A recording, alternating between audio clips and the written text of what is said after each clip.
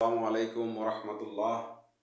আজকে আমরা শিখব প্রচুরক নির্ণয়। প্রচুরক নির্ণয় করার জন্য প্রশ্নে উল্লেখ করা থাকে শ্রেণী ব্যবধান এবং গণসংখ্যা। তো আমরা এখানে সমাধান লিখে লিখব প্রচুরক নির্ণয় সারণী, তারপর দুইটি কলাম লিখব। দুইটি কলামে, একটি কলামে থাকবে শ্রেণী ব্যবধান, অপর একটি কলামে থাকবে গণসংখ্যা। তো শ্রেণী ব্যবধান 31 থেকে 40, এখানে 41 থেকে 50, এভাবে পর্যায়ক্রমে 91 থেকে 100 পর্যন্ত। আবার অপর একটি কলামে গণসংখ্যা 6, 8, 10, 12, 5, 7, 2। এখন প্রচুরক নির্ণয় করার জন্য প্রচুরকের ফরম্যাট বা সূত্রটা লিখব। তো প্রচুরক সমান সমান n plus f1 plus f2 into s।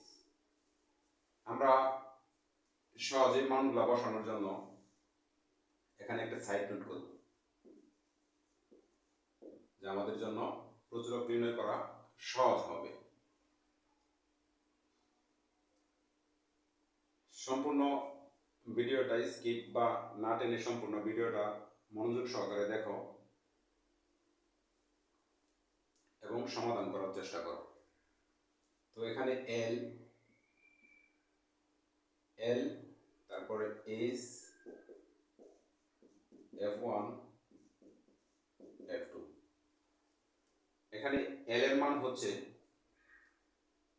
প্রচুরক শ্রেণীর, এখানে প্রচুরক, তো প্রচুরক শ্রেণীটা হচ্ছে এটা 61 থেকে 70। তো এল এর মান হচ্ছে প্রচুরক, এই যে প্রচুরক শ্রেণীর নিম্ন সীমা। তো প্রচুরক শ্রেণীর নিম্ন সীমা হচ্ছে 61। তারপর এইচ হচ্ছে শ্রেণী ব্যবধান, এখানে প্রত্যেকটা করে শ্রেণী ব্যবধান 10 করে, মানে 31 সহ 40 পর্যন্ত আমরা গুণে দেখবো। হ্যাঁ, শ্রেণী ব্যবধান 10। 41 থেকে 50 পর্যন্ত আমরা গুণে দেখবো, শ্রেণী ব্যবধান 10। আচ্ছা, তারপর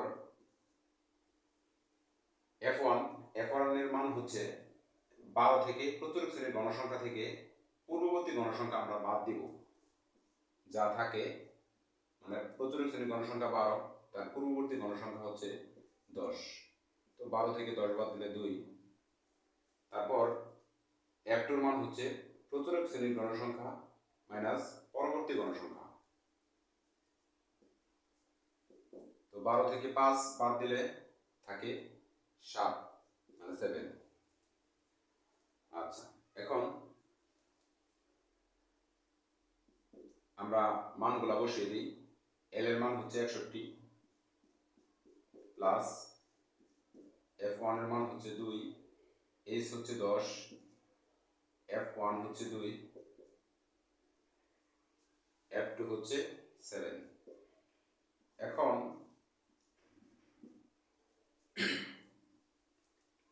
এই 2 এর সাথে 10টা আমরা গুণ করে ফেলবো।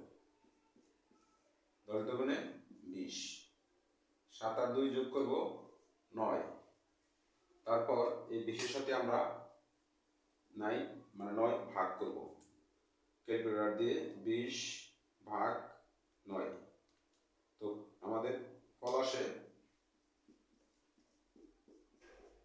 2.22। তো 2.22 এই 61 সাথে আমরা কি করব, যোগ করে দেব। তো 63.22।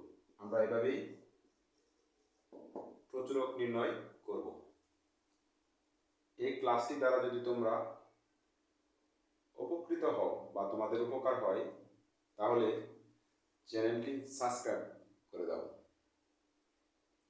এবং তোমাদের কোন ধরনের গাণিতিক সমস্যা তোমরা সম্মুখীন হও আমাকে কমেন্ট বক্সে জানিয়ে দাও, আমি রিপ্লাই করবো ইনশাআল্লাহ। ধন্যবাদ সবাইকে। আসসালামু আলাইকুম।